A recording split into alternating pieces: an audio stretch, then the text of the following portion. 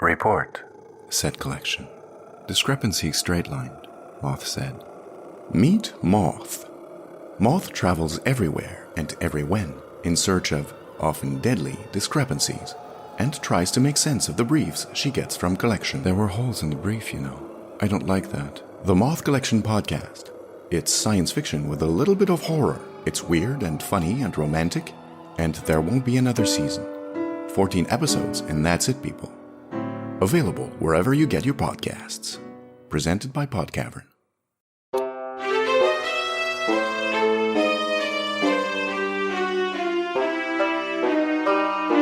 Hi, everyone. I'm Laura. I'm Sam. I'm Tong. And I'm Brad. And this is Pixar Pals, but you might know us as Disney Dummies.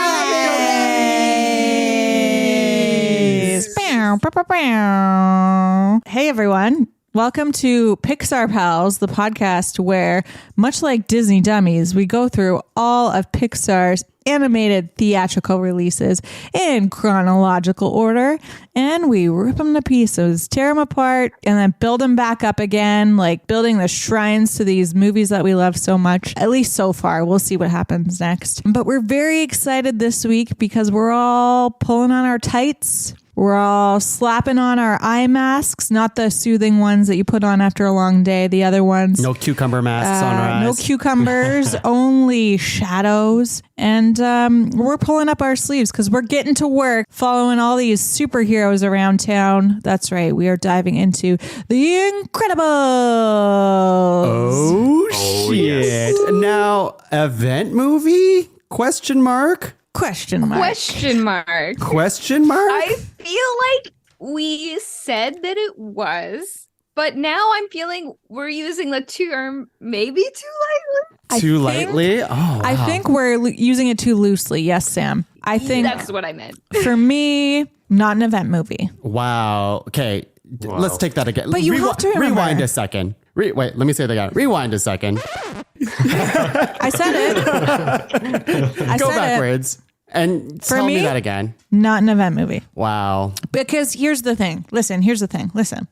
We have got such high quality of films for the first dozen or so Pixar movies to come that if Incredibles is an event movie, then all of them are event movies. You know what I mean? I don't know. I don't think I Sort of where agree I'm with at. that. I don't agree with that I'm not either. saying it's No. bottom of the pile, I'm so curious. as but to I am everyone's saying opinion it's now. not top of the pile.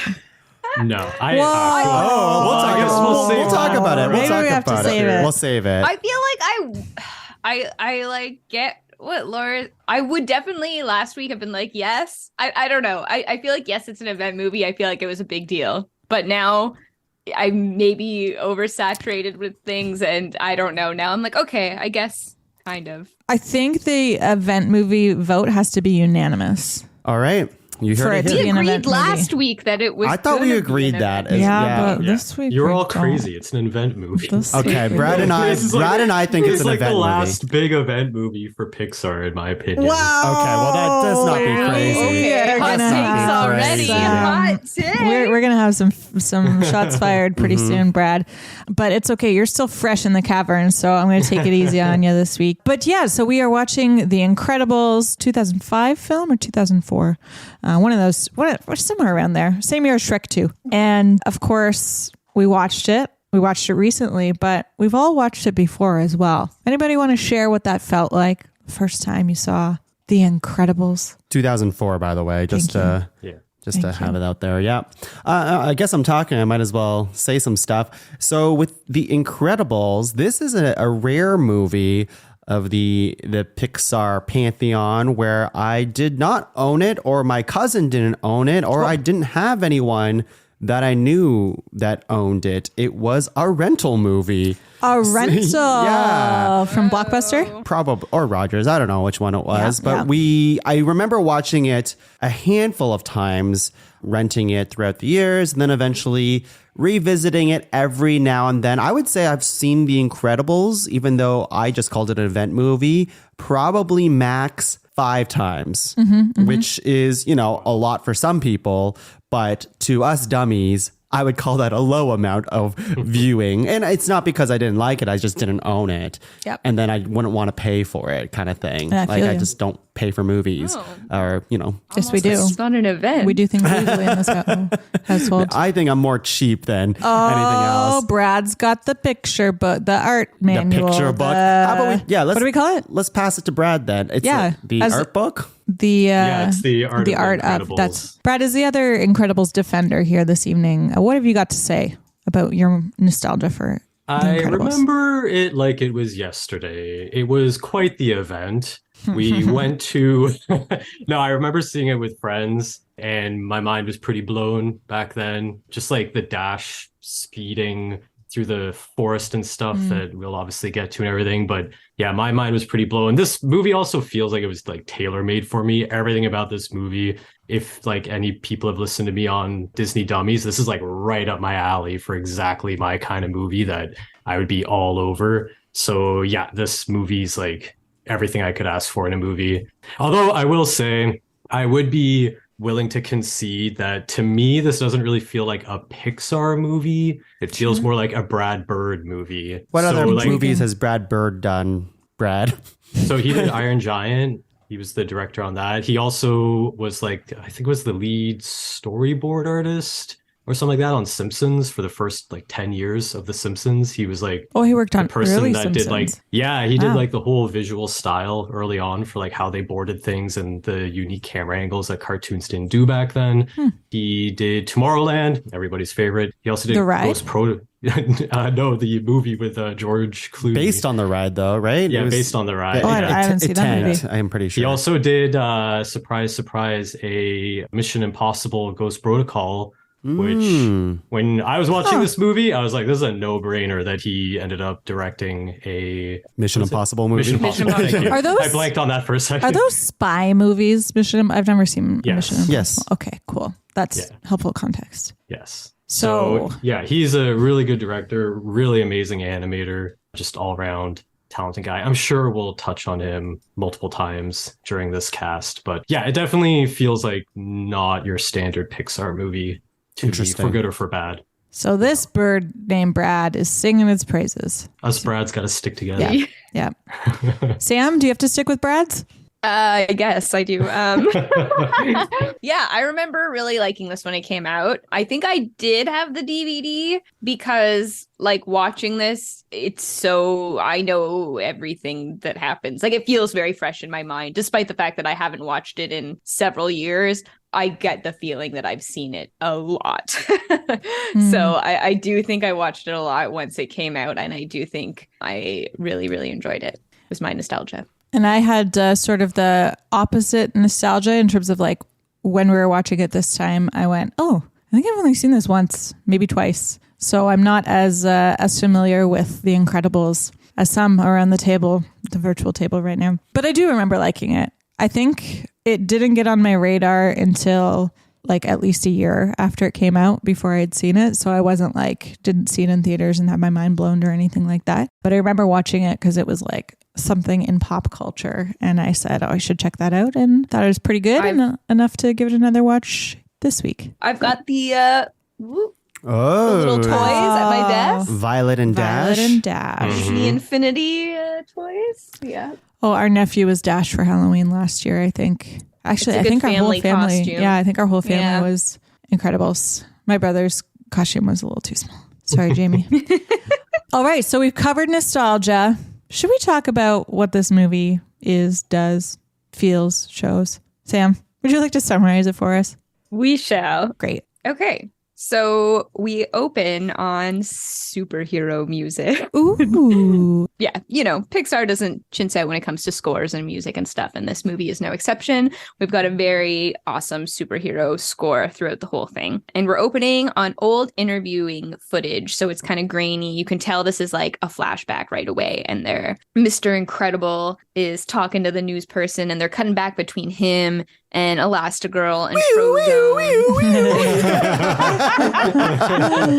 I was waiting There for it it is. right away. were you on Elastigirl or Frozone? Oh, well, both. Yeah. Why not? It is the Who Fucks Alarm, everyone. The surprise segment that happens every show where we just sound the alarm if the character has that fuck energy. And Elastigirl and Frozen, definitely. Oh, big time. Yeah, there's no big question. Time. I feel like in general, this movie, and this isn't what a fuck energy is, but this movie is very sexually charged. There's some sexual stuff There in this is some movie. sexual There's a lot charged going stuff. on. I felt it. Brad and I watched some of the deleted scenes, and they are even more kind of explicitly. Oh, wow. Ooh, Yeah, it gets scandalous. saucy. Yeah, we can talk about that later. But, Oh, yeah, we will. Anyways, so they're all talking about how they're kind of at the top of their game and they're really busy, like, being superheroes. And then as the interview ends, we kind of get the title card, like, The Incredibles. And then cut to not modern day yet. It's like, now they are still doing their thing. Mr. Incredible is, I think, listening into like the police camera, or at least following the police to like help out with fighting crimes and stuff. I think maybe you get the idea that things might be slowing down a bit. I don't know if that's what they were going for, but the cut to like them being like, I'm in my prime, to him saving a cat, I was like, okay. So he's like saving a cat and like looking at stuff happening in the distance. And as he goes to leave saving this cat, we meet Incrediboy, who just shows up on a crime scene and is like, I'm your number one fan, Mr. Incredible. Like, I want to be your sidekick. And he kind of like dismisses him pretty quick. Like, I work alone, kid. I don't need any help, you know? And so we leave a sad little Incrediboy behind. He continues after the robber, after ditching him. And we meet Elastigirl, who has clobbered the robber before Did we he Wii gets U there. this yet? I need to Wii U her Well, a you second did time. Wii U Elastigirl, but yes, I was going to Yes. wait till this specific scene because it's very Yeah. sexual. I will keep Wii U-ing Elastigirl. You gotta be more flexible. Yes. Yeah, it's very sexual. Yes. I don't even know. They're going to meet up later, I guess, is what they're getting at through all this playful banter, we'll call it. Even the way she like kind of Elastigirl away, like, you know how she kind of stretches herself over the building? It's Oh, just, yeah. and he goes, whoo, like he does a little whistle noise. I'm like, oh man, She's like a they're getting it on later for sure. Yeah. And so when Mr. Incredible was like chasing this robber, and before he like was meeting her on top of this building, he also saved a guy who was jumping off the building to commit suicide, and he like stops him by jumping into the building with him or whatever. Later, after Elastigirl and him split up, Incrediboy shows up again as Bon Voyage shows up on the Great scene. fucking villain Great name. Bon Voyage. Great name. They have Bon lots of good Voyage. villain Yeah, names in they this. do. Yeah. So Bon Voyage shows up, and Incrediboy, I don't even know how he dismisses Incrediboy this time. He like gets a bomb stuck on his cape or something, Yep. I think. And then he like fucks off again. So then Mr. Incredible has to go save a train because the bombs blew up the train tracks. So there's just like a lot going on in this whole like beginning sequence of Mr. Incredible kind of like continuously saving the day. And then after he finishes up with the train and the bomb sequence, he shows up to his wedding. Whoa. Him and Elastigirl are actually getting married. That was the little banter they had earlier about their date that night was actually their wedding, and he was a bit late. So good thing he showed up. She was a little sassy there. She Wee wasn't wee. very flexible about it. Yeah. So that's all good. But then, bam, Mr. Incredible is sued. And you know what? A lot of the superheroes in the city are starting to get sued for destruction and things. Mr. Incredible specifically had saved that jumper. And then the jumper was like, well, you ruined my death, basically. You didn't save my life. You ruined my death. Yeah. It's pretty dark. It is dark. I was like, I don't know if I love this joke. I don't think Fine, it. I whatever. don't think it would be done in 2023. No, But I don't think it it's would like either. a very, I mean, like it's a valid thing in the way that's a thing that can happen in the real world, you know? Like yeah, you but could see the, that. the joking of it. Yeah, that's the true. joking of it. It was like, even when he like bashed into the building, I was like, okay, because he's like, oh, talk to your therapist about it. It's like, he makes some little snippy comment before he leaves, and I was like, I don't know. And then after when he's like suing him, I was like, I don't know. Anyway, Yeah, he's like, well, with some counseling, I'm sure you'll forgive me or something like that. yeah. Right. It is Yeah. interesting that like I feel feel as though the events of that single day is what got rid of all of superheroes. I mean, that's what it insinuated anyways, was like, oh, Mr. Incredible saved the jumper, the whole train thing. Like that all happened in that one day. Yeah. And then everyone else started getting sued because of like, they're like, wait a second. The precedent. Yeah. The legal precedent. And we start of him seeing being the sued. newspaper clippings, right? They're doing the same thing, kind of just showing like what's happening in the world. And it's basically that superheroes are all forced to basically quit. They have to go into hiding, like, don't reveal yourselves, like, no more heroing. It's done. You're done. You're done. So we're going to cut to 15 years later now. And Mr. Incredible is a huge downer and working at a insurance firm. Yeah. He's helping an old lady and he's helping her cheat so that she gets money, I think. He's like doing the right thing. The moral I thing. mean, not good at his job. Was that doing the moral same thing old to help lady with the lady. cat? She looked similar. Was I that wondered supposed that to be the too. same I lady? didn't catch that. Okay. His boss, though, is familiar sounding, as it is the voice that does Rex in the Toy Story movies, is also his shitty boss at the insurance company. And Blair Waldorf's stepfather in Gossip Girl. And in The Princess Bride, he's that guy. Oh, he's that guy. he's Of great. course it's that guy. All We love right. him. Okay. Inconceivable. Yeah. Yeah. That guy. Yeah, that guy. Very distinct voice. So he's coming in there and like screaming at him, like, why aren't you good at your job? Blah, blah, blah. Stuff's bleak. It's very like his cubicle and like everything is like way too small for him. The colors are all very bland. Like this is not an incredible life that he is in right now. So we're going to see where all the family's at basically right now. So that's Dad. He's not doing so great. Then we cut to Elastigirl, who's Mrs. Incredible now, I guess. Her name is Helen. Helen Parr, but she's got called to school because her son Dash is in trouble because a teacher's accusing him of like putting a tack on his seat, which there's no real evidence of, but the teacher's kind of going crazy about it. Like, I know it was him because he thought he saw him on the TV. I like this scene. It's fun. Yeah, but it's just like a little bit of a blip on the screen. And he's like, look, I don't know. There was no tack and then there was. And he's obviously like going crazy, but then they leave. And obviously mom's upset because she knows that Dash did do it. Coincidence? I think not. Yeah, he's I do that all the getting time. getting ballsy. He wants And to so play she's sports, but he can't. Yes, the mom is not happy that he's doing this, and she's like, it's for your own protection because everyone has to be undercover or whatever, so they can't know that he's got superpowers, but he wants to join track and field and like do sports and stuff, and he's all mad because he can't like be special. Or there's a line he says that is later repeated by Syndrome, which I thought everyone's was interesting. special, nobody is. Then nobody is. Yeah, which I was like, interesting. And then like for the villain to kind of repeat it, I don't know. It's interesting to me. So anyways, we also meet Violet. She's very shy. Her hair is like covering her face and she's like hiding from this wiener boy. Definitely doesn't get the fucks alarm. No. She's got a crush on some wiener guy at Tony. school. And he like, Tony.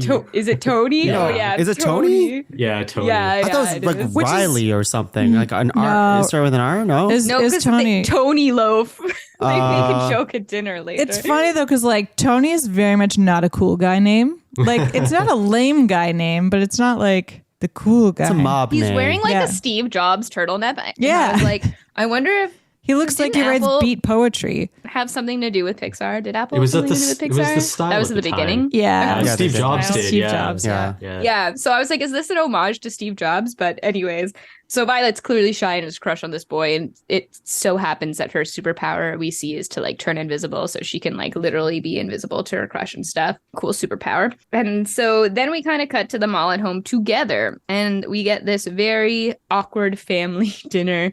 Nobody's having a good time. The kids start fighting. Helen's trying to like separate them. Bob's not helping. And everything just seems kind of chaotic and not picture perfect. Not incredible, if you will. Then Dad leaves with Lucius, who is Frozone. They're going to go bowling. Frozone. Yeah, but that's not what they go do. They go and start listening to police radios, which Frozone doesn't seem like super into. He's like, maybe we should not do this anymore. Why don't we But go like, actually bowling? Like that's what he Yeah. wants to do. yeah, but Mr. Incredible, Bob, is like, I still need to listen to this and do all this stuff. Well, he misses So the they glory end up days. going, yeah, Don't we all? he clearly misses the glory days. And so they go off. We see that there's a lady following them too, watching them. We don't know what's going on with that yet. But they go and save some people from a fire. And then in a kind of funny turn of events, they save them from this fire and the building's crumbling and all this.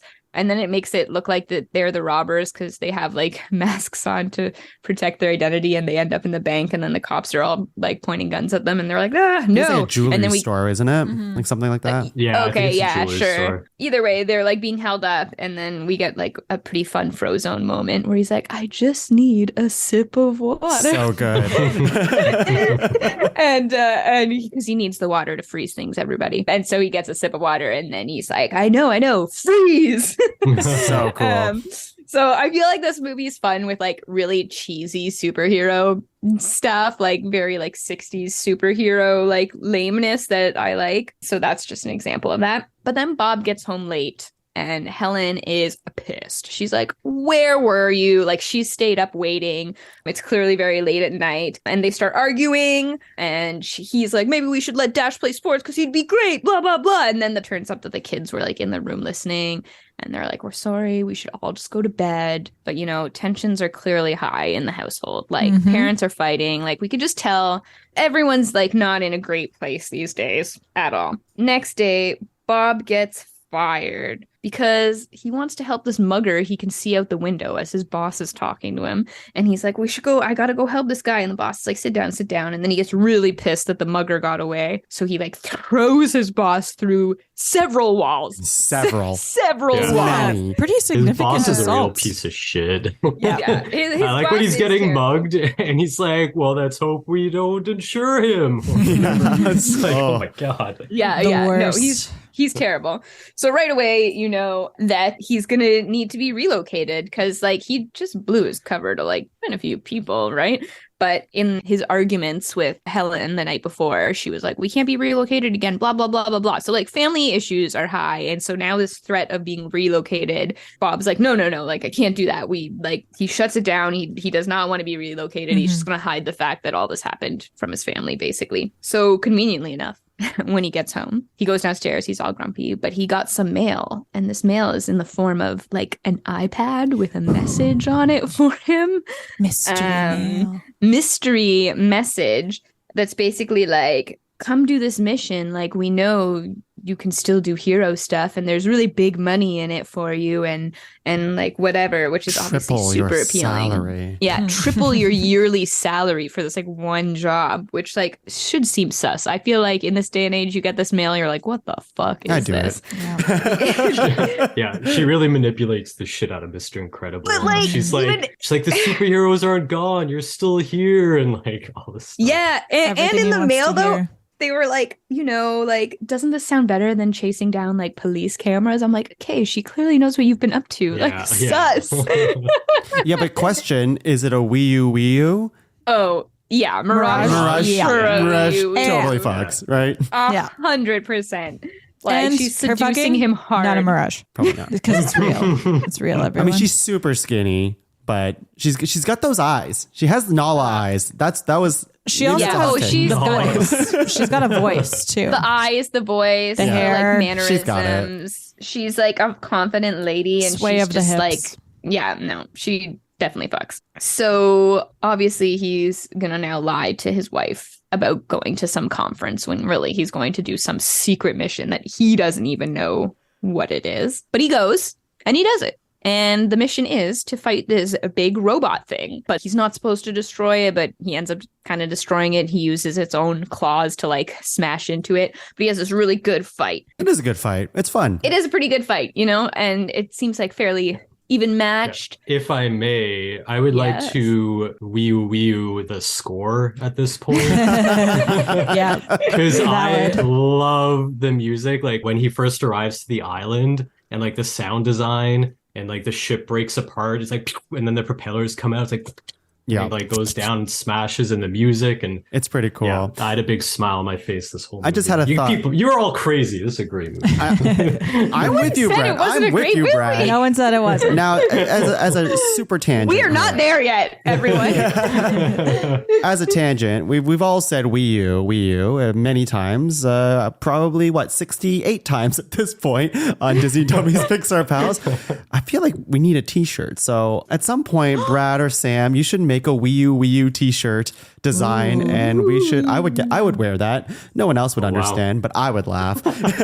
Maybe once we reach Wii U number 69. Okay, well, that's happening very soon. Oh. It Have you hasn't been already. counting? Well, it's 61 plus the 7 movies we watched. Oh, is it not this movie? Oh, I thought you were talking about the number of Wii U's we've done. Yeah, so did I. Yeah. Oh, We're way over. Gotcha. we're way over that. Yeah, Yeah. Way over that. like triple. Yeah. Yeah, I would love a Wii U shirt. I would too.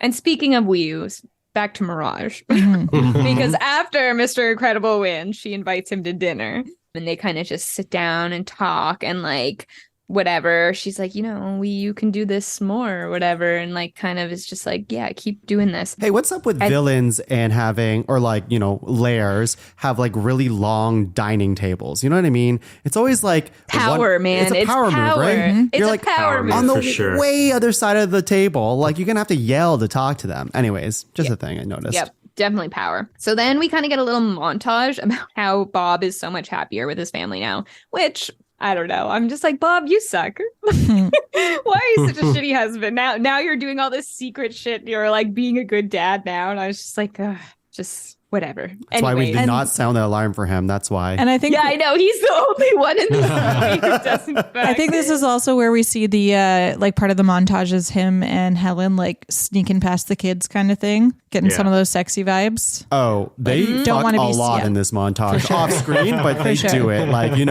like they're slapping each other's butts, and like Mrs. Incredible, she literally like touches his butt from like, I don't know, across the room just to like give her the eyes, So, Yeah. Oh, we know. we know. I feel like Oh, we know. it like, how is she not so sus? Like, he goes on a conference, 3-day conference, never been sent on one before, and comes back a new man. And like, I don't know. I was just like, as if you're not even remotely just like, what the fuck is going on? Well, just she was like, happy "Oh, you're for gonna him. get a raise. You're doing better at work. Like maybe you're happy now." But yes, no, I'd be extremely sus. It's pretty crazy. Unrelated, Yeah. Laura, I gotta go on a surprise trip after this call. Great. I need some introvert time. That's fine. And I get the vibe, and actually, maybe you guys can correct me if I'm wrong, but he didn't just do this one mission. Like this is like he's doing He did a doing few, like yeah. conferences now, right? Yeah, Yeah. okay. And then he's like hanging with his family, and he's all happy now and whatever. So during all this secret fighting and stuff, he rips his suit or whatever. So he has to Oopsie. go visit Edna. Woo! 100%. She is the Edna mode. epitome of this category where, she doesn't like fuck, like, sexually. We don't she know might, that. She might. We don't but know she that. has that energy, 100%. Absolutely, she does. And Brad Bird voices Edna Mode. oh yes. So Sounds yeah. like a did you know? I but think maybe well, we were talking about Brad Bird already. it's true. I think we mentioned it in like the previous episode anyways. we should probably give Brad Bird a right? Why is it such a sad alarm for you? It was a questioning Wii U. Oh, yeah. Yeah. It was a questioning Wii U. Sure, Laura, we can do that. So we meet Edna. She's designing a new suit. She goes into her infamous no capes talk, where we get a little montage again of superheroes that had capes and got killed by them, basically. It is infamous. I feel like there's like no a capes. few lines in this movie No that capes. are completely like stuck in pop culture, and no capes is one of them. Yeah. Yeah, which I think is funny because this time around watching it, I don't know if it's because I animate now, but I was like, I wonder if they just like didn't want to animate a ton of capes. I have a Or, like, particular nobody's- about it. Oh, I have do a you? Okay, I'll particular. save it. I'll a save it. particular or something else? Yeah.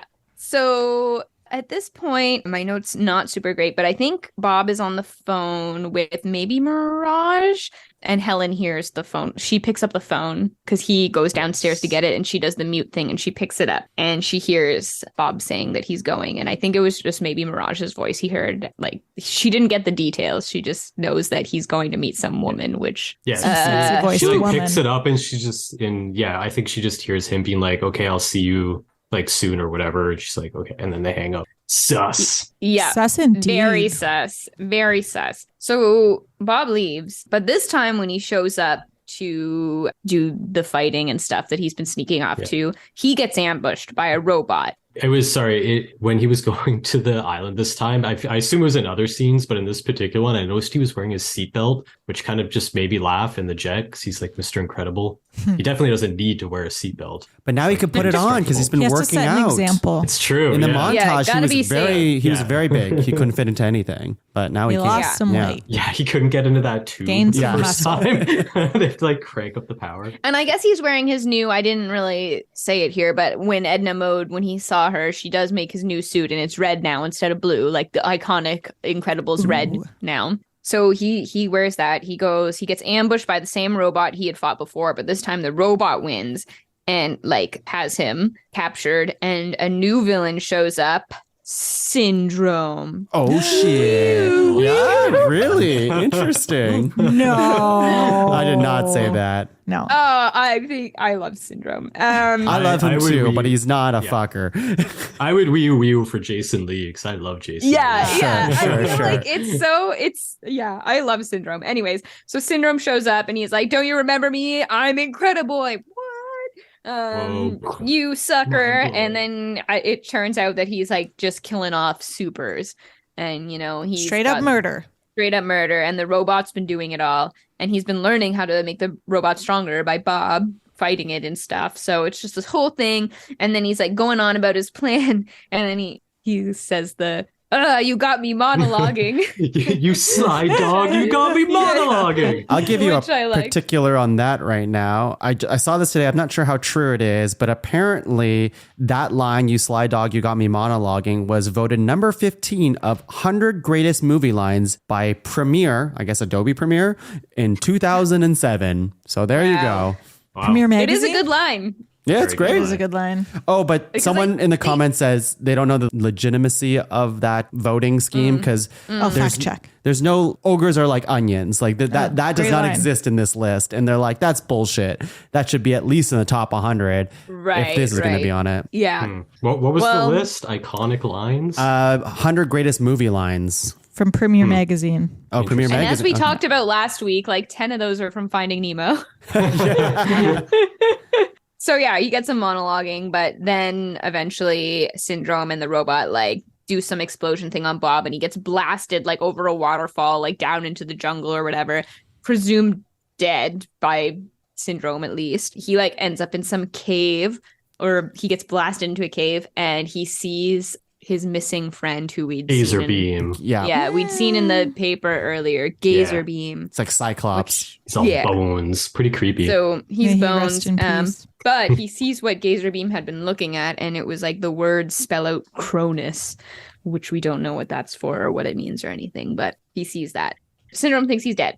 Then we cut to Helen, who's gone to see Edna because she noticed the stitching on Bob's old suit and was like, there's only one person he would go to for stitching. So she goes to see Edna, and Edna, before she even lets Elastigirl talk, she's like, oh, sit down. I've like, just like sidebar. Darling. I made all these suits for you and your whole Edna family. Mode. Which is like Yeah. doing it. Her security system's so good. And Yeah, yes. it really is. And so she makes a ton of new suits to help with all their powers. So, Elastigirls can stretch out a lot. Violets can turn invisible. Dashes can like get really hot because he's like running so fast. And the babies is like fire resistant and bullet resistant because nobody knows what the baby can do. I love the demo where she's just like, oh, it's like the baby's thing can breathe and it's made of cotton and it can withstand the temperature of 1,000 degrees, and like fire blasts up. And very so good. importantly, none Yeah. of the costumes have capes. No, True. She's not no about capes. It's important No for capes. later.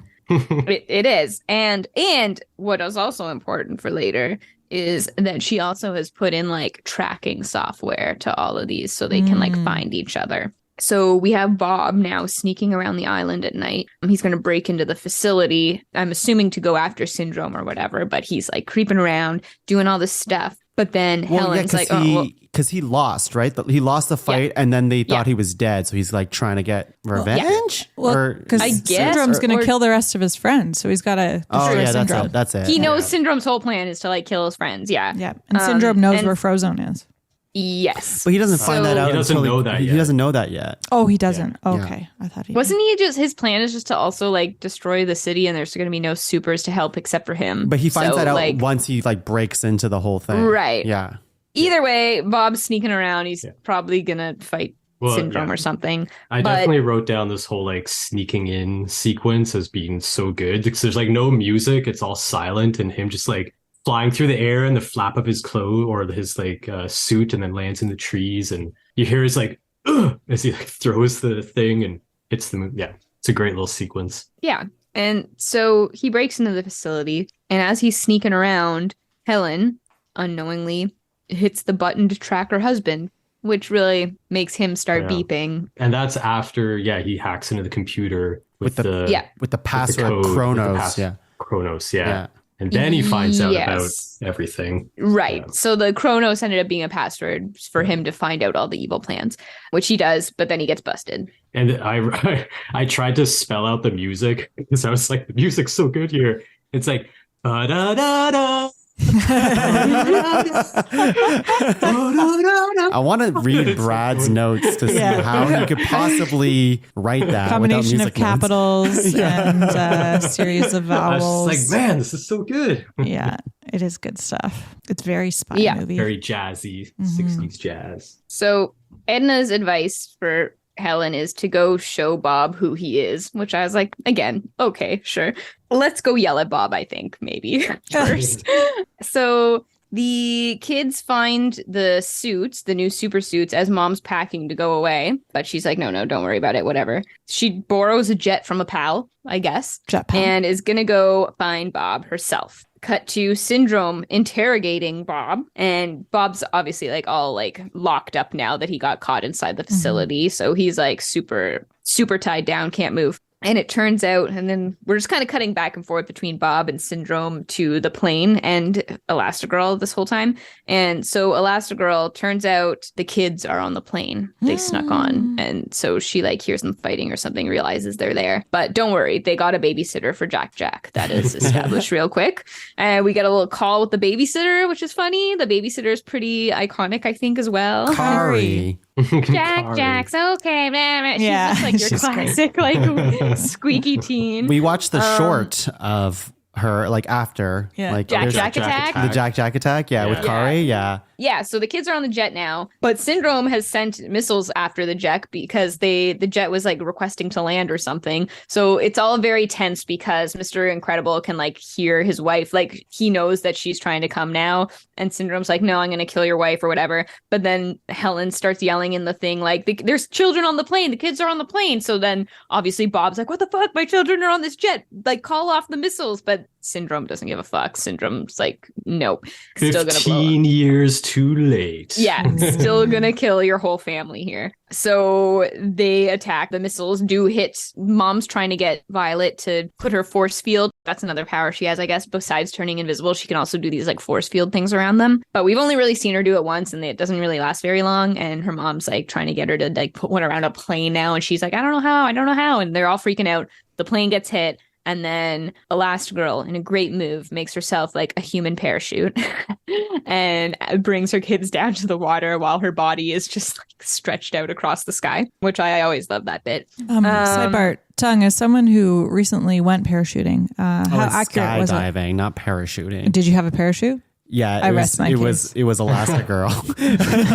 I said I would not jump without Elastigirl being my parachute. Tung wishes so accurate, yes. Oh my god. True. I'd be so distracted though, I'd probably die. Yeah.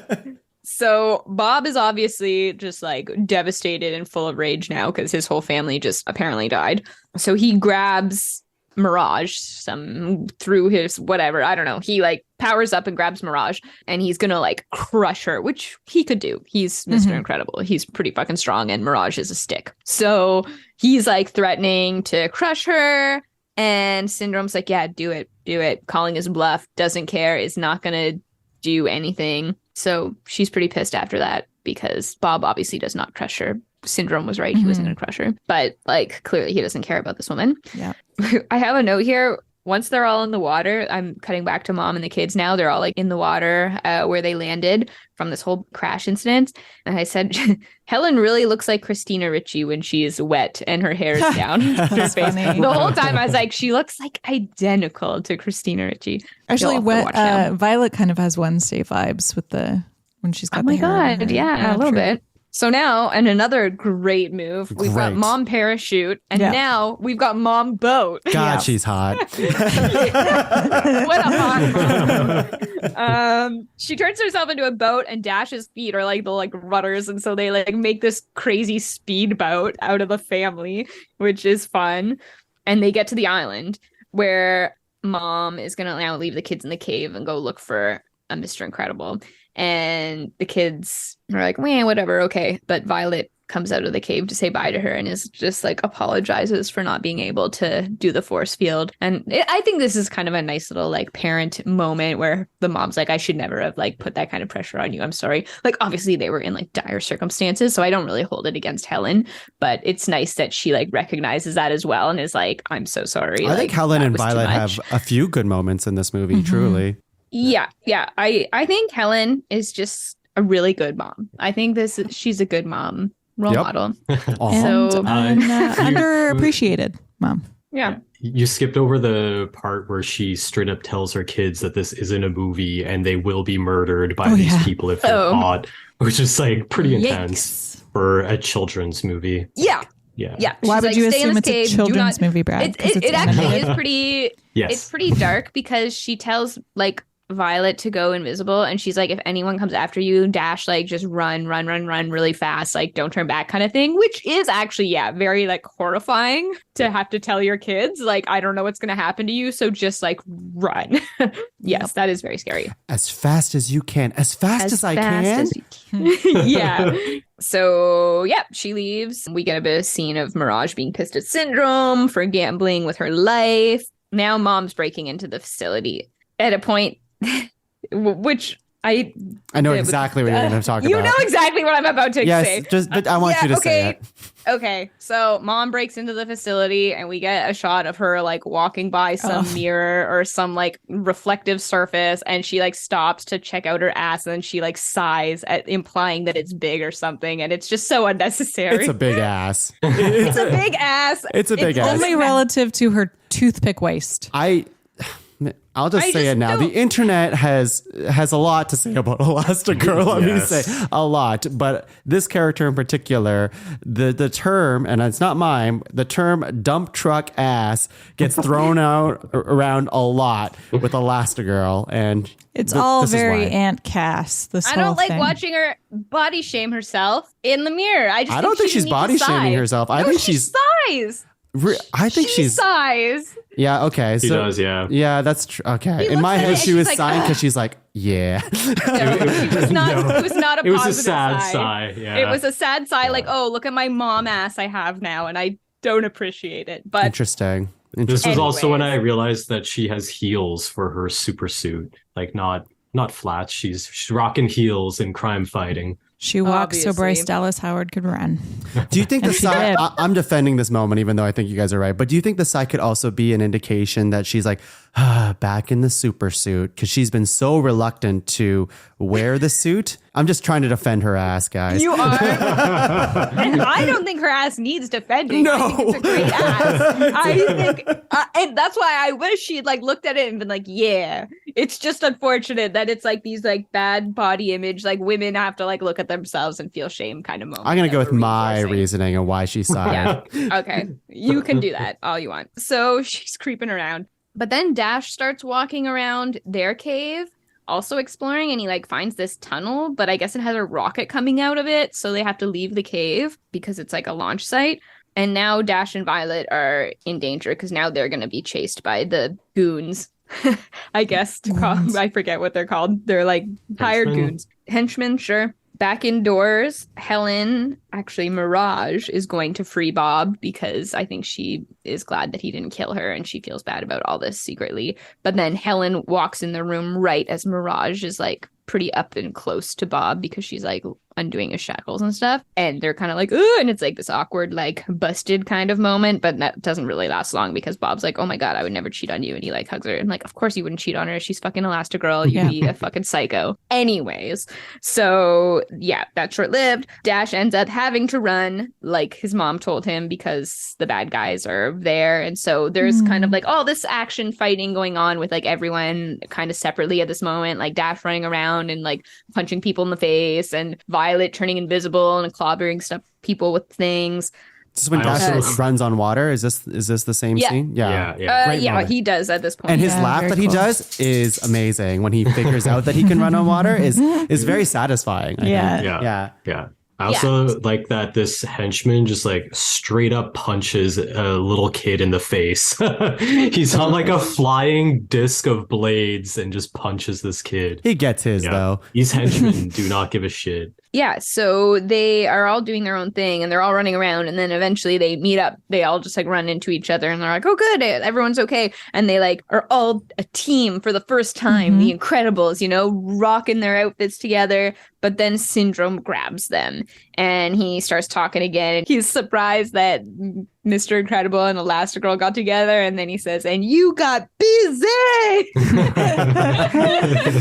I laugh. The Incredibles shot is like, it's very reminiscent of the Avengers shot. I was thinking the same. You know, when you see them all fighting together and then you just see all four of them together ready to fight. But this happened before Avengers. Right? So Avengers ripped off the Incredibles. Yeah, by quite a bit. For sure. Yeah, cool. Yeah, that whole little sequence is pretty sweet. Like Mr. Incredible like punches the disc to the ground. Elastigirl's messing shit up. The whole like force field ball, right? That's the same scene. Yeah. And this is where Syndrome kind of goes into his rant too and says the thing I was talking about earlier, where he's like, if everyone's super, no one will be, which is what Dash had said earlier. Which isn't true, you know? Like, we can all just be super. And even if you don't have powers, you're still super. Like, well, his plan is to give his technology out to everybody after he's like bored of it, right? He's just like, well, I'll just give it to everybody. I invented all of these. Yeah. So he's got them all shackled and he leaves and chaos is hitting the city now because all the robots are there. Syndrome's shown up. It's just like stuff is happening. And this is where we get another iconic line in the movie as chaos is hitting the streets. Frozone looks outside. This is the scene. And this is the yells scene. yells up to his wife, "Where's my super suit?" Excellent delivery. Where's my super suit? Yeah, so good. I love how tangential Frozone is to the story, but how he's still such a signature character. Even his wife, who's off screen, has some of the best lines. Yeah. Well, what does she say at the end? Greater good? I'm your wife. I'm the greatest good you'll ever know. Oh, it's so good. The delivery is amazing. Yeah, there's a lot of sass. Samuel Jackson really brings it. He doesn't phone in this. No. You know, it's good. He could have just collected his paycheck, but he didn't. He showed up. We didn't mention this, but Frozone, just the way his powers work and the way that he skates around. I love how he just shoots ice in front of him so he can skate. Like, that's it's very Elsa. That's a very cool thing. Yeah, but Frozone. Pixar, if you're listening to this right now, Frozone movie? The people want a Frozone movie. Please. Yeah, Frozen 3 is just Frozone 3. Frozone 3. Yeah. We have a friend whose kid likes Frozone a lot. And so whenever we're playing with him, he'll freeze and he'll go, Frozone. Yeah, that's all he'll do. So we did that when we saw the Frozen statue at Disney World. It was a lot of fun. So now, I'm sure he's listening. I hope so. So now the robot is actually not listening to Syndrome's commands anymore. The robot has like surpassed him and gained sentience or whatever. But Syndrome still has like, there's like a remote to control it or whatever, but things are getting a little wild. The Incredibles, Brad can surely tell me how this happens a little better than my notes do, because the Incredibles they take some crazy shit back to the city. Oh yeah, it's a rocket. Well, the robot comes on a rocket, and they're like, how are we going to get there? Like, there's no plane fast enough. And they're like, how about a rocket? And then they strap that caravan thing onto the Oh, rocket. right, because sorry, what I was forgetting is because they were all tied up, but then Violet goes invisible to get out of their shackles and she frees them all. Yeah, Yes, as okay. Mr. Incredible is apologizing and there's character growth and all that stuff. Yeah, and so they take this rocket back to the city. Which and then Mirage helps with too. I think that's the big, Yeah, she gives them the new password because they need another password, and she gives it to them, which is very nice. So they take the rocket back to the city. Where Mrs. Incredible does an insane thing. She's doing a lot of heavy lifting through this. Quite literally. Like that is an insane thing she's doing. She's holding the van over the rocket or something. Over the, I guess. Yeah, like, it's just I don't know. She is super strong. Yeah. Like, come on. That's insane. Yeah, she's pretty crazy, which I feel like just goes to like, I don't know. We have a lot of superhero movies these days and like they're fine. Say what you want about them. But the animated, like being able to do this in animation, I think it shines with her because like you can do all these really cartoony things and it works because it's a cartoon and it's just like so fun. So I think Elastic Powers is just way more digestible in animation than like seeing like a real dude do it. It's like, gross. You're gonna get uncanny valley when you're like doing it for real. So they get to the city and then finally, well, I shouldn't say finally, but we get to a Pixar moment for me anyway. The one moment in this movie that got me a little choked up, where Mr. Incredible's making all his travel plans and he's like telling them to stay put or whatever. And Mrs. Incredible's like yelling at him because she's like, we can help you like something about or whatever. And then he says that he's not strong enough because he can't lose them again. And it's I forget the delivery because I feel like I just butchered it, but something around like being strong enough, and then he's just like, I'm not strong enough. And then she says, you don't have to be, when you're like yeah, just like that. Yeah. With her All sexy seductive, eyes. like, Yeah, it's something you don't have to be when we're together, something around there. Yeah. Well, I think she says that first because she's like, you don't have to be strong enough, like we can do this together. And he's like, no, I'm not strong enough to lose you. That's the thing. It's like he's like, no, I'm strong enough, like I'm a strong guy, muscular speaking, but he's like not strong enough emotionally to lose his family again. Like he just felt that, and it was like so devastating to him that the idea of doing that again was just like too much. So then Frozone shows up. Let's get this party back on the going here. Frozone joins the battle again, and they're all together and they're gonna fight this thing. So they're all kind of fighting, don't know what to do with it. They figure out that the remote controls it and stuff. Mr. Incredible grabs one of the claws of this robot that got detached, and they're gonna use the remote to like send it spiraling into the robot, but they're just kind of holding the line until the robot can get closer and closer to Mr. Incredible, so they have a good shot. Did we skip over all of the syndrome stuff, like where he was fighting his own robot and then he got fucked up by his own robot, and that's why there's a remote on the ground? Well, I said that the robot turned against him. Okay. But that's about it. But I didn't like has he died yet? Go into it. Who died? No. Syndrome? What? Syndrome? What? No. What? No. No. Did you miss the end of the movie? He's not. Laura, just wait. That's at the very end. Listeners, disregard. Yeah, disregard Laura. Spoiler alert. Come on, Laura. Guys, there's so many like fake endings in this movie. You're right. It's true because I forget what happens with Syndrome at this point in the city or whatever. But he's just knocked out. He's just knocked out, I guess. Yeah. They use the big claw. They do get close enough. They release it. It like shoots through the robot, knocking it out. It's dead. It's the city cheers. Everyone is very happy. Everyone is celebrating. We get a limo ride. I was going to say that like and I'm sorry to cut you off here, but I do think it comes back where Violet does make a force field strong enough to like cover her family and stuff like that. Yes, and she's covering Dash while the robot's like trying to crush down on them too. Yeah. So yeah, she is using force fields quite a bit during this battle. Yes, she's kind of mastered it now. So they're in the limo. Old school, like the old school. They're in the limo, and they're the Tool guys saying that. The Tool guy. Oh, yeah, the Tool guys. Which do you have did you know or anything for that tongue? I don't, but you can say it during my segment if you want. Okay, all right. We'll circle back to it. We'll circle back to them. So we're in a limo. Everyone's excited and celebrating. Dash is like super jazzed about everything. And then Mom calls the babysitter to see how Jack's doing and all this stuff. And she's like, oh, you know, it was really crazy, blah, blah, blah. I'm so glad you sent in this replacement sitter. What? Oh, yeah. Nobody sent in a replacement sitter. Oh, no. So they rush home and Syndrome has the baby. Dun, dun, dun. Which, again, pretty horrifying. Like, just the idea of like showing up and someone has your baby is like, I don't know, that like it puts a pit in my stomach. Like this part always was like, oh, to me. So they show up, Syndrome has the baby, and he like flies up into the air with the baby. Jack's starting to like do all these weird things that we've never seen him do, like Demon turn to baby. metal, turn to fire, turn into a demon baby. He's just like losing his mind up there. And so I don't know which happens first, but Syndrome maybe drops the baby because he's doing all this stuff. And then Mom, in a very good, brave move, is like, oh my God, throw me up there, Bob. And he throws her up and she becomes a parachute again, basically, like catches the baby to become a parachute. Meanwhile, Syndrome is up in the air and a jet's passing by and his cape gets sucked into the engine. Boy. Oh, this is why no capes. No capes. So that's all good and fun. And then we kind of have like the ending of the movie where everyone's happy and they're at Dash's track meet. So they've let him do sports. We're like, you know, listening to our children and our family and like helping with their needs and stuff. So they let Dash go and there's like a little funny bit where they're in the stands and they're like, go, slow down, no, go. Go be first. Go be in second.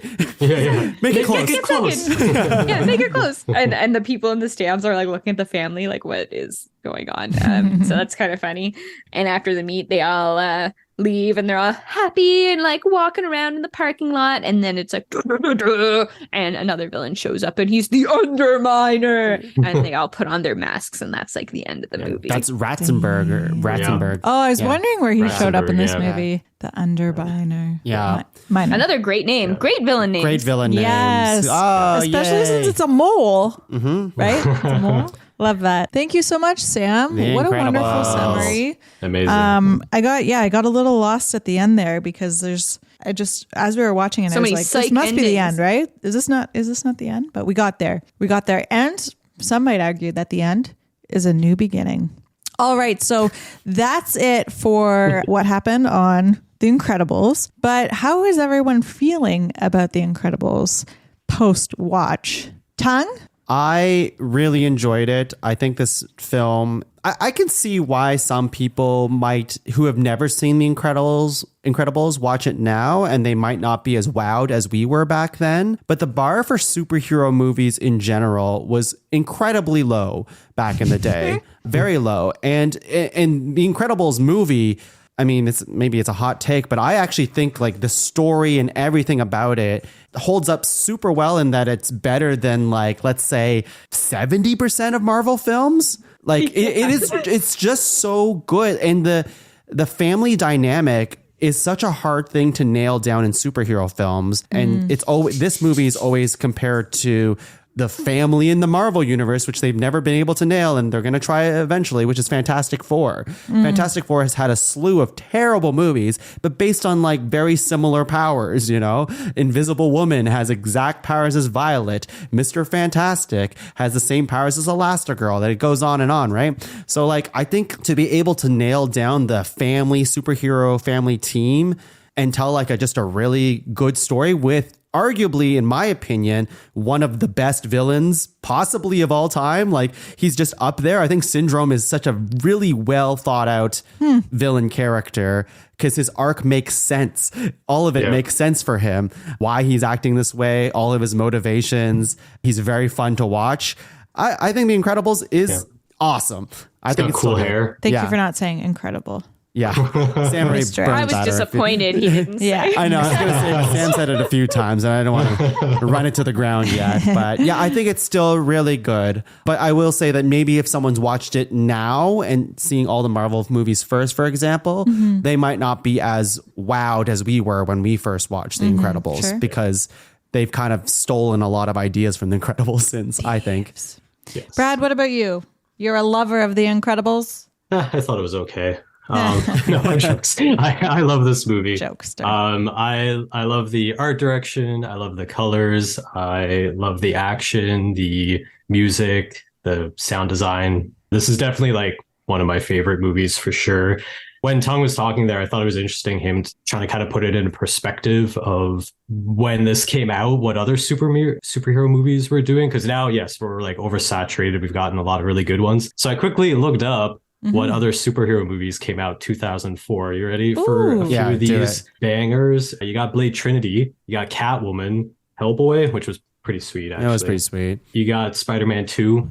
Pretty dope. Oh, yeah. So, I mean, Blade Trinity, hitters. Catwoman, meh. And so, I mean, just to kind of have people teleport themselves back in time and be like, oh, yeah, that's the kind of superhero movie we're getting. So, yeah, I remember just loving this movie, and I still love this movie. Oh, and one of my layout teachers from Sheridan was like one of the lead layout people for this movie, which was really cool to find out after the fact. I did want to say, I forgot there was I kept bringing it up as a reminder to myself, but the emotional moment, the thing that kind of got me almost teary-eyed, or at least I felt it, is when Mrs. Incredible says, "That's my girl" to Violet after she like nails down the force field. Like, I feel like they planted the seeds of like, she can't do the force field. It's okay that you can't do the force field. You did the force field. You did a good job. Like, it's such a nice little daughter mother moment. Yeah, they've got a really good like family dynamic, which most superheroes movies don't have at all. They're kind of like all like buddy families, or like found family, but exactly. It's different.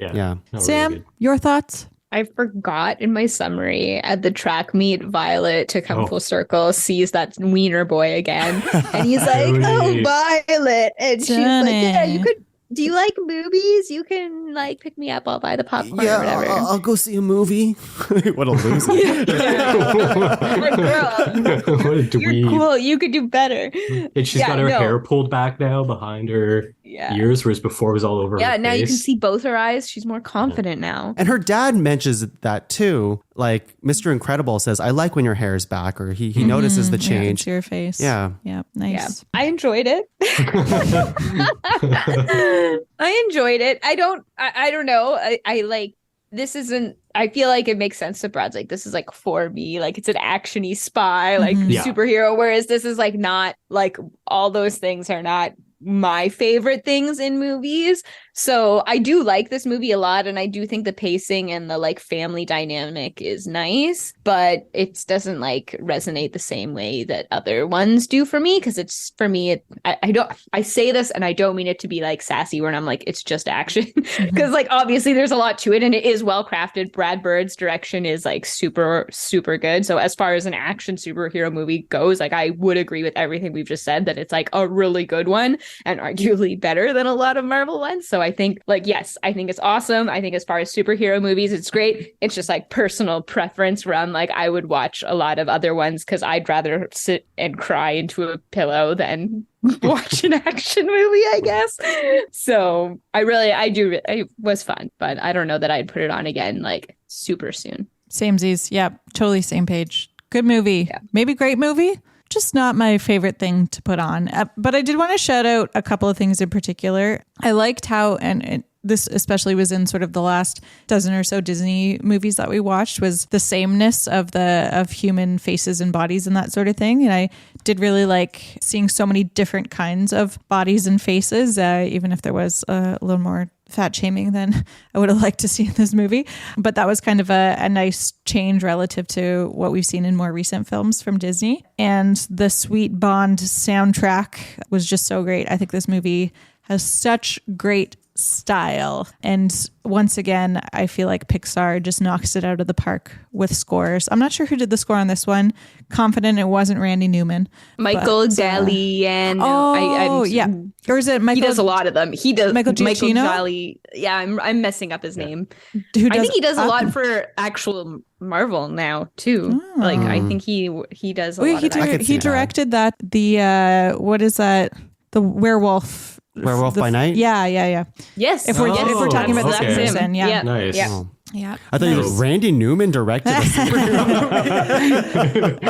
I think it's Michael Giacchino. Yeah. Oh my God, I want something. a Randy Newman werewolf. You got a friend with capes. Silly. All right. So in terms of source material for this movie, this was really an idea that came out of the brain of Brad Bird. So it dates back to 93 and a sketch that Bird made of the Incredibles family that kind of came at an uncertain point in his film career. He was approaching middle age, had lots of, dreams for filmmaking, but wondered whether his career goals were attainable only at the price of family life. So he had kind of dreamt up this homage to, or homage, as I learned some people say. Homage? Yeah. That seems wrong. Homage, some people say. I say homage to the 1960s comic books and spy films that he watched as a kid. And so he reconnected with his friend John Lasseter. They'd gone to, is it Caltech that they all went to? CalArts. CalArts, thank you. They'd gone to CalArts together. And so he reconnected with John Lasseter in March 2000, pitched the story idea. Lasseter loved it, said, hey, come work here and let's do it with computers. So they won Brad Bird over to Pixar, and that's how The Incredibles got started. And yeah, unlike previous Disney films Pixar films where there were multiple directors and multiple writers, he was the sole writer and director on this one. So it was really his idea. Definitely some inspiration from existing properties, the kind of concept of mutants or this idea of the other that exists in the X-Men. Tung already mentioned the Fantastic Four, specifically the invisibility, the stretching stuff. The Flash definitely inspires Dash's character and inspires the costumes. Same with Shazam. There's definitely some Shazam influence in the costumes. So a few different things kind of went into Mr. Bird's brain and came out as The Incredibles. So that is the source material. And now I'd like to do a little bit of learning, Tung. Anything you got to teach us this week? In the Pixar particulars or I did not. The Pixar Profundities. pickles. The Pixar pickles. Okay. That's a pickle. That's a dill Pixar. You know when you go, that's a Sounds pickle? more like problem. Yeah, it's true. I don't know. We'll go with profundities this week, I guess. Thank you, Brad. What do you got for us? Okay, so this is the only film that doesn't have the Pixar film that doesn't have the Pizza Planet truck. The only ever or the only so far? I think it's the only, well, I'm not sure when that article was written, but it was written in a few different spots. Mm-hmm. I assume that they continue the Pizza Planet truck thing with most of them, if not all of them, except for this one, which is weird. It seems like it would be so easy to put the Pizza Planet truck in this one too. They could have ridden it from humans. why would there be a Pizza Planet truck at the base? But that would have been easy. So this is, I'm not sure how true this is, but it said when Brad Bird first came to Pixar with his ideas, they were nervous about it in terms of like the execution of it. But Brad Bird asked Pixar if he can make it using their least popular animators, or at least the ones least likely to stay at the company to follow company rules. He reckoned they would be more open to experimenting, and apparently he was right. Apparently the original film was also meant to be a 2D animation like Disney classics. And so that's what I found. I'm not sure how true that is, but it did win. Oh, sorry. You had something? I read a contradictory thing that said Brad Bird brought his own team in to work on the film. So who knows? No fact checking here, friends. No, truly a profundity. Yeah. It also won Best Animated Feature Film. So that's It beat cool. Shrek 2? It beat Shrek 2 and, anyone want to guess? It's a fishy one. Ponyo. Oh, no, don't tell me. You had it. A shark's tail? Shark Tale, yeah. Shark tail. That's it. Ooh, haha. No. Sam, you actually mentioned this earlier, but Brad Bird was actually the person who, the whole no capes thing was a real thing. He was just like, fuck animating capes, basically. He's Yeah. like, we'll do Yeah. it, but It still sucks. no. Yeah. So that's why there's not a lot of capes in the movie. There's a few, but not a lot. This is the longest. This movie and Incredibles 2 is the longest period of time between sequels, I guess in Pixar, but it was 14 years. 14 years, which is a long time. So much that the voice of Dash they had to replace because the original voice of Dash was grown up now. Was now a 30-year-old. Yeah. Sure, yeah. And speaking of Dash, they made the voice actor of Dash run laps while recording to sound authentic of him like running out of breath and stuff like that, which I think is cool. They could have just got me after eating a cheeseburger. What's your best Dash voice? I'm so fast. Don't love it. I got notes. This is the first Pixar movie to receive a PG rating instead of G. Ooh. Yeah. You know what? It was earned. It makes sense. There's fighting. All that There's sexy stuff. sexiness. There's Yeah. a lot of sexy stuff going here. And the last one that I have for you is, so there is a DC character named Elastigirl, and their name in the comic, their real person name is Rita Farr, which is very similar to Helen Parr. And so DC knew about this and they let Pixar use the name Elastigirl, but not in merchandise. She had to be Mrs. Incredible in merchandise.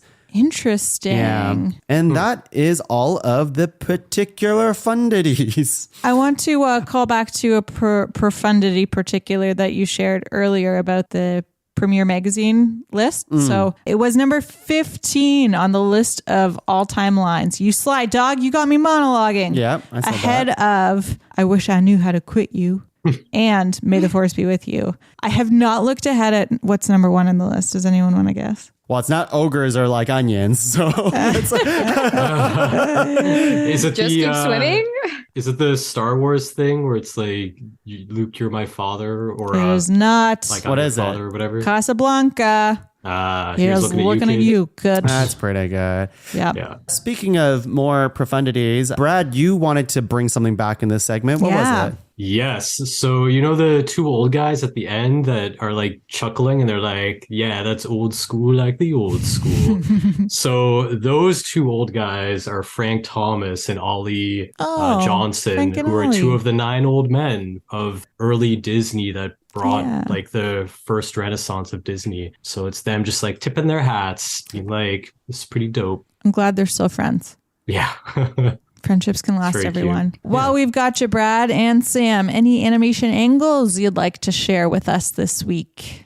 Oh my. Well, we already touched on fuck capes. yeah, capes suck. Yeah, I feel like usually when I do this, I kind of quickly go over a bunch of the technological things. I feel like this is maybe the last big one for that, which is really just like people in general. Because it's their Like- first time, like Incredibles is the first people forward Yep. Pixar film, right? Because everything else has been Yeah. toys and fish and bugs and whatever. Yeah, and they're all like unique and they're designed. They're not like in Toy Story, they all sort of have the same blockiness to them, whereas this movie, they're all different shapes. So yeah, that was like Brad Bird's big thing when he came on, was that he was just like, we are going to do it this way. We're going to do it with humans. And the interesting thing when I was reading was that they didn't actually even think, which is funny in hindsight now, that computer animation could like do humans at all, because they didn't think you could get the organic feeling and like sell the emotion and how all the muscles move and everything, which is like obviously absurd when you look at the types of like Avatar and all that kind of shit that we get now. It's pretty wild. So for this movie, they developed a new system for how to build humans and characters where they start from the inside out. So they do the skeleton first, and then they add muscle and bones. They developed a tech program called Goo that allows the skin to react to how things move under it. So like when Mr. Incredible's flexing, the skin moves a certain way over his arm. They Should call also it Gooigi. Gooigi. They also developed another thing called deformers that allowed them with Elastigirl to like manipulate her shapes. So when she becomes that parachute, that is her actual model that they're manipulating into the parachute shape, which they couldn't do before. And the interesting thing is Goo and deformers we still have in Toon Boom Harmony that Sam and I use every day. Deformers are a huge part of how we animate. Very much simpler than obviously what Pixar does. But yeah, it's just interesting that like they pioneered so much of this technology that we use every day. And another big thing that they started for this movie, which didn't exist before, was a little thing called subsurface scattering. Subsurface scattering. Get it. It's like a major thing now. Word of the day. Yeah. So this is basically like, you know, with like somebody's ear, when there's like the sun behind it, and you can see through the ear and Yes. it's kind of like glowing. So that is subsurface scattering, basically. We talked about this. When? Yeah. I want to say Toy Story 2. I think I started bringing it up, but they developed a new version of that like really does it for skin. So they can basically, it's like light going into the skin, bouncing around and coming out. And that's what gives skin that kind of soft texture versus a bowling ball where no light goes into it, just bounces off. Oh, interesting. So all very interesting. Fabric was another huge thing that they pushed forward on this. Boo in Monsters Inc. had fabric. But this was the first. Brad Bird came on. He was like, nah, fuck all that. This has to like act like real fabric. Like jeans need to move like jeans. Like cashmere needs to move like cashmere. It's like wool. He was very much, I don't know where I pulled cashmere out from. Seinfeld. But I thought that was interesting as well. So like everything, it's like, I feel like this is in a way Pixar's like big step into like realism, like photorealism in their movies. They were always striving for it, of course. But I feel like this is like the movie that really pushes them over the edge of being like, our fabrics feel like those fabrics. They don't just look like them. They act like them when characters move. Funny you talk about the fabrics in this one, because I feel like once you get, we already said there's a giant jump between Incredibles 1 and 2.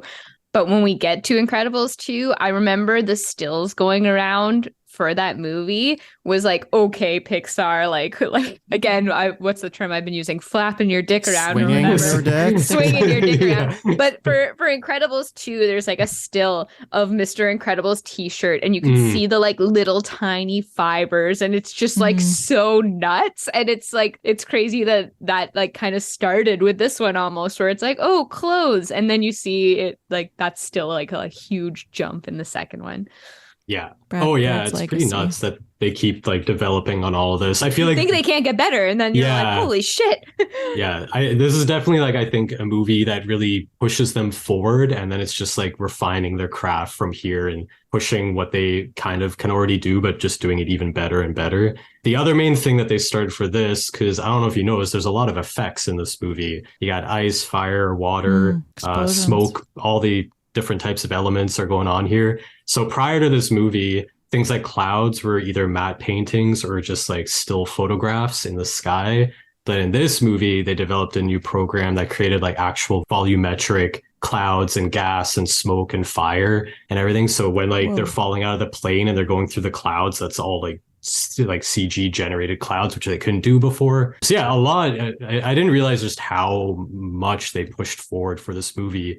And based on everything I read, it sounds like a lot of it is due to Brad Bird just sticking to his guns and being like, we're not taking the easy way. Like, this is what I wanted to be, and him pushing forward. So, and I've got a fun little fact or a Pixar profundity for Brad Bird specifically. A couple actually, because you mentioned he went to Cal Arts and graduated with John Lasseter. Do you know somebody else that he graduated with? Steve Jobs. Tim Burton. Mr. Tim Burton. So that's cool. He was in that class, and then like Glenn Keane, who we may have talked about before, he didn't graduate with him, but he's also a Cal Arts graduate. So when Brad Bird was young, he actually, at the age of 14, was mentored. He did a little short film when he was a kid, and Disney, like the mouse, saw it and was just like, this guy seems pretty good. So they took him, and Milt Kahl, another of the 9 old men of Disney, ended up mentoring Brad Bird at the age of 14. Cute. That's actually bonkers. That's nuts. Right? That's actually nuts. Brad Bird, I also mentioned he worked on The Simpsons. I forgot to mention all those early classic Krusty episodes, all Brad Bird. He directed No those. way. Huh. And the moment where this one always stands in my mind from The Simpsons moment, and Krusty is talking about his dad in that one, and he's like going all emotional, and his face is all manipulated. Brad Bird animated that scene. I'm a bit of a Brad Bird fan. You're a bird obviously. nerd. Yeah, Glenn Keane and Brad Bird, these two guys. So yeah, I think that I'm just quickly checking my notes. I feel Wish like I had some female role models in animation. Am I right? Telling me. Yeah, that's. Did we- Oh yeah. So why I was thinking to myself, why why would they do this movie as a cartoon, right? As an animated feature? Because it's superhero movie. We get superhero movies all the time. Like, why? Because it's always interesting when Sam and I are in school and we're pitching projects. They're always like, cool, but why is it animated? Like, you can't just do a story can be done. Like, you need a reason to do it in animation that it can't be done in live action. So when I was reading, I came across a thing where Brad Bird was talking about how he wanted to push the designs of all the characters and make the designs so unique that it can't be done in live action. Like, you can't get somebody like Bob, you can't get somebody like Helen. Syndrome's amazing hair. I'm sure incredible people have hair. Amazing hair, incredible hair like that.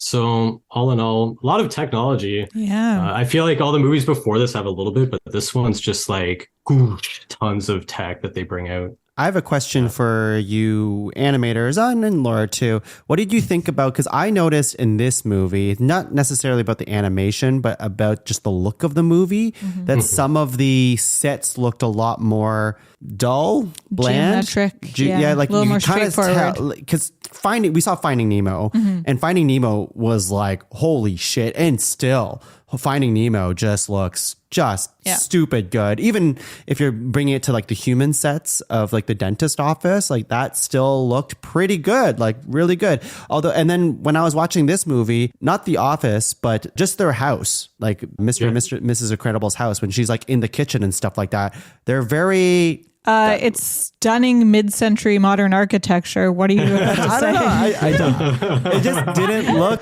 I just felt that I'm like, oh, this.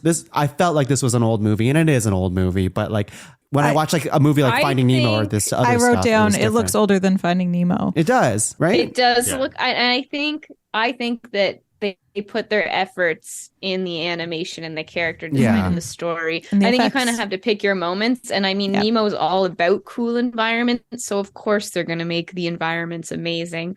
Whereas this movie, it's like, it's not the backgrounds that are going to shine. And I feel like that's like super in animation anyways. I don't know. I just, yeah. I don't know. Brad's I think it holding was up a book at honestly a listeners. decision.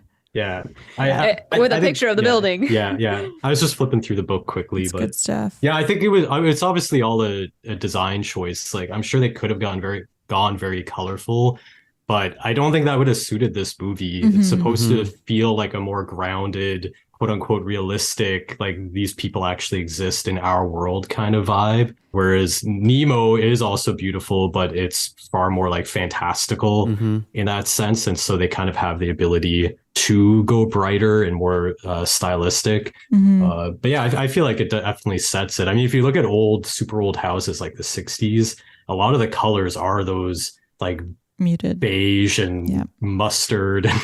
There's no like crazy pops of color or anything. So I feel like it was a design choice for sure. And like my take on that is I had the same instincts as you, Tung, but it's interesting hearing the animation angles because it's like they put so much effort into innovating new technologies and new effects. And I think the kind of takeaway here is that innovation doesn't always look innovative because we take stuff like fire and cloud and smoke for granted.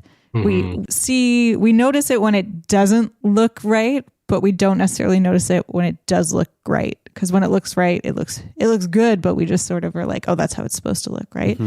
So I imagine that the work that they did in this is really laying a foundation for a lot of future stuff that we're going to see, even if it doesn't seem like the flashiest to us while we're watching it now. I just know, well, Sam already alluded to it, the jump between Incredibles 1 and 2 is going to be bonkers for sure. I had a quick question as well. Did we see what is it, A113, the classroom number? Did we see that anywhere in this movie? Early we did. It's probably We on must have, Elastigirl's butt or something. Her secret tattoo. I don't know. Brad's Googling. It must be Somewhere in he there, graduated from Cal Arts. I'll come back to it. Maybe for... Oh, I already got it. What is it? It's a room number in Syndrome's lair. Oh. It's the conference makes a room lot where of sense. Mr. Incredible is supposed to get his second assignment and is attacked by the Omnidroid. Never trust a conference room. Okay, well, thank you for those angles. And we're going to dive right into 5-star, 1-star. Okay, so buckle up. 5-star, a little bit of a long one, but I wanted to read the whole thing with voices. I enjoyed every second of this film. For once, Pixar actually learned how to create their own real superheroes. The robot fights were good, but the second one with the bigger robot is better because of all the different superheroes. I also found it funny that a man sued Robert/Mr. Incredible just for saving. I also loved how Syndrome tried to get back at the Incredibles by firing missiles, using electrical powers, giant robots, and even kidnapping Jack Jack. I also loved how ironic Syndrome's death was. He got caught in the engine of a ship and it blew up, just like what he tried to do to Mr. Incredible's family. And as it turns out, Edna was right about capes being a hazard for heroes and could cost them their lives. I also love Frozone being Mr. Incredible's ally, the only one he had at the time before the sequel in 2018. The only gripe I have with this film is how unfairly Syndrome was treated. All he wanted was to be a hero, and Mr. Incredible turned him down. And I personally don't think he went too far by attacking Robert's family. They almost likely would have turned him down too. Overall, this is a classic Pixar movie that will always be remembered for innovative it was for them. Oh my God. Wow, that's We need to watch out. Watch out for this kid. Jesus. Self-comment at the end. They deserve to die. What? Holy shit. Stealing a baby, I'd do it. Okay, so there were only a few one-star comments, so I pulled two, both very brief. Every word in this sentence starts with capitals. I don't know why that's relevant, but it's funny to me. 1 star. I hate it. It can go to hell. Anastasia, The Wiggles' Magical Adventure, and Spider-Man is better than that movie. And second and final 1-star review. Bob wasn't thick enough. This movie's a scam. Thick 2 C's. Here we are. Nice. Here we are. And that brings us to Hot Takes. Hot takes, hot takes, hot takes. Brought to you by Flaming Jack Jack. Yeah. Yeah. Get hot potato. I'm gonna start off with a hot take by throwing it back to last week. Remember how I was talking about how I was a really big nerd when I was younger and I had like my braces and my headgear and my turtle earrings in. I was quoting Finding Nemo and had like my big frizzy hair. Now I want you to add in this t-shirt that I'm wearing right now. Listeners, let me show it to Brad and Sam first. It is an Incredibles t-shirt, but instead of saying the Incredibles, it says the Invertibles. And all of the family are in their super suits. And what you can't tell, Sam and Brad, is that instead of having the little eye logo, they each have different equations on their super suits. And this has been cutting off circulation in my arms for the last 2 hours, but I had to save it for the cast. Worth it. First of all, that's hot. Yeah. Second of all, I was like, Laura, we're starting in 5 minutes. And she's like, okay. And she goes upstairs for several minutes. And I'm like, why is she getting changed before the podcast? It's a podcast. And now I know. So anyways. It is a women's extra small, shrunk many times over the years. It was a perfect fit when I was 16 years old. No longer. Well, sidebar. Still have it. Yep. When we go to bed, keep it on. I'd really rather not. I actually can't feel my shoulders. You got to be more flexible. Lesson learned. All right. Tongue, any hot takes? I do have some hot takes. I've already said some here, but let me go with an easy one here. A good crossover would be cool is Syndrome versus Megamind. Think about it. Yeah, I was like trying to tie in a Megamind hot take. I was like, do I say I like Megamind better? Is Megamind fun? Better? Megamind's I awesome. absolutely love Megamind. I love Megamind too. I love Megamind. I don't know if it's so better, but it's close. It's close. What's Megamind they're from? Close. It's a DreamWorks movie. DreamWorks? Is it from Despicable Me? No. Oh, it's not DreamWorks. Illumination. Will Ferrell DreamWorks. plays Megamind like a Oh, super villain gone yes, good yes, kind yes. of thing. Okay. Yeah. Okay. Anyways, Syndrome versus Megamind. I want to see that fight. I'll watch it. Or Syndrome versus Titan, because they're kind of like similar. Yeah, it's true. But Megamind's more fun. Spiada. Anyways, different movie. Brad, not Bird. Any hot takes? There's one main thing that bugs me every time I watch this movie, and it's during the dash chase when in the forest, which is awesome.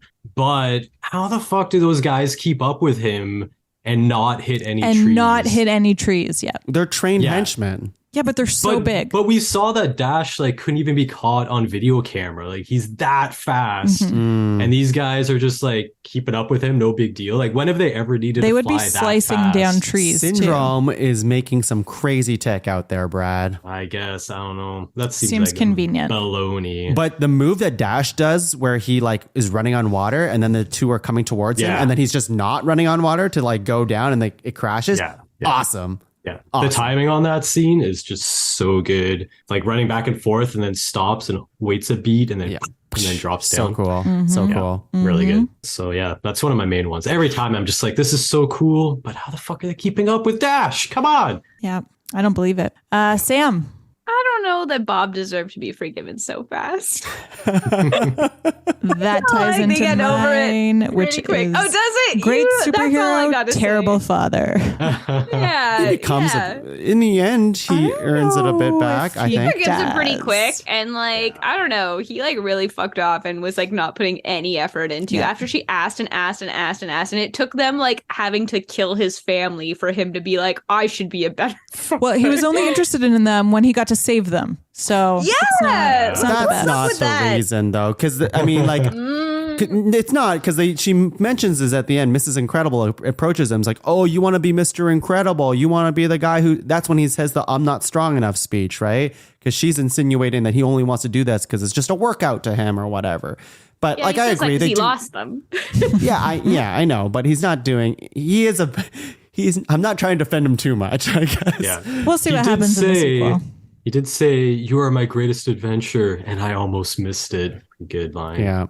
Yeah, but if, I if agree. you read You that did, line Bob. another Yeah, he almost did. if you read that line another way, he's like saying, I almost miss you, but I didn't actually miss you. It's all in the delivery. It's just like, if you don't love yourself, then how can you love others, right? So he didn't have it in him anymore. So if he needed to be able to find his true passion again, to be able to love his family Which had well. nothing to do with his family. But it had nothing to do with his family. unless he got to save them. But to accept the superpowers in him. And then look, at the very end of the movie, supers are coming back. Crazy.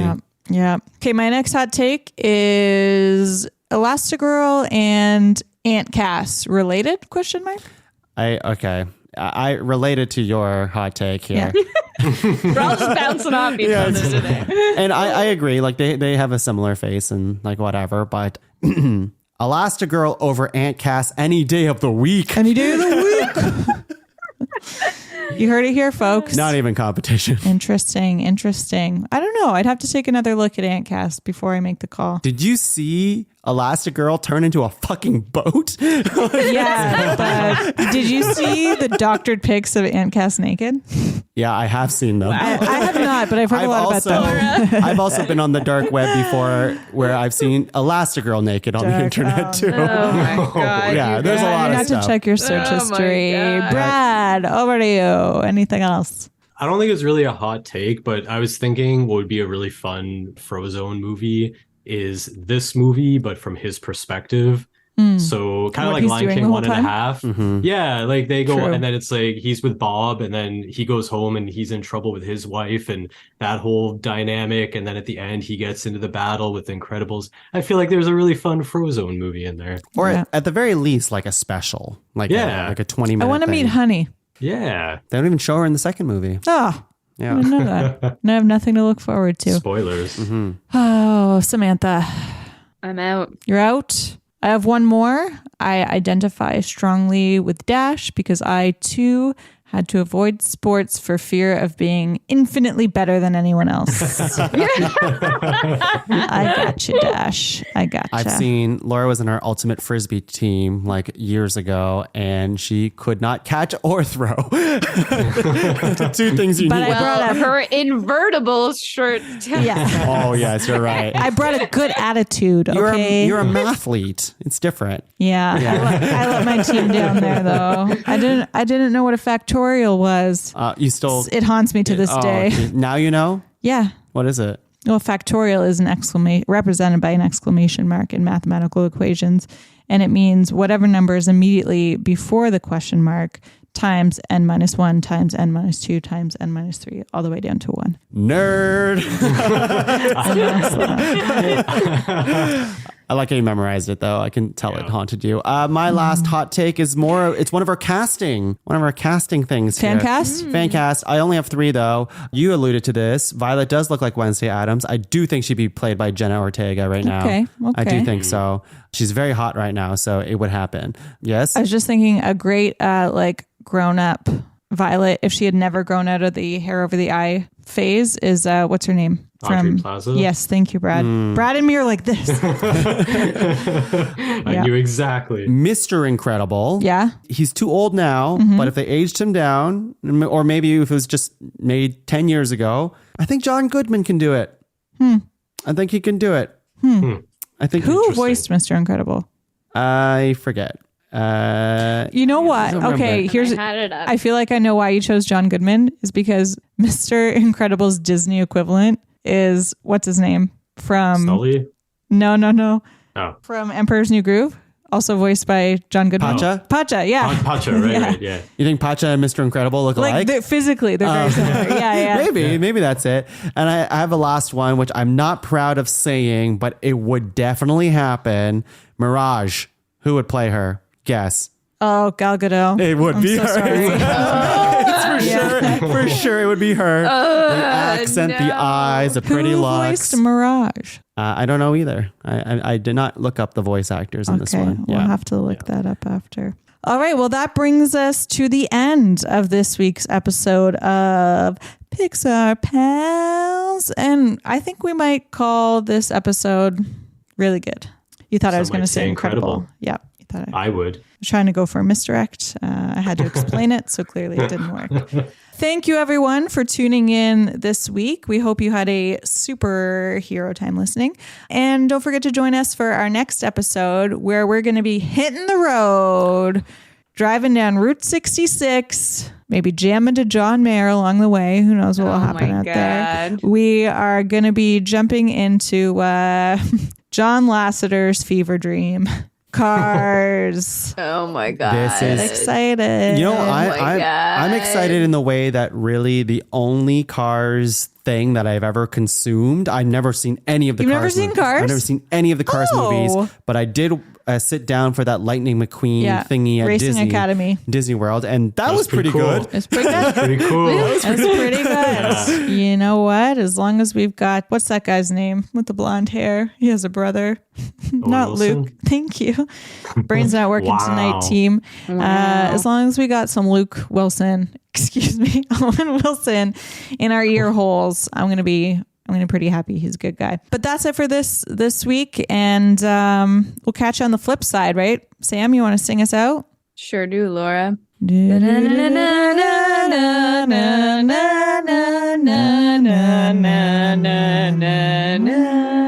Where's my super suit?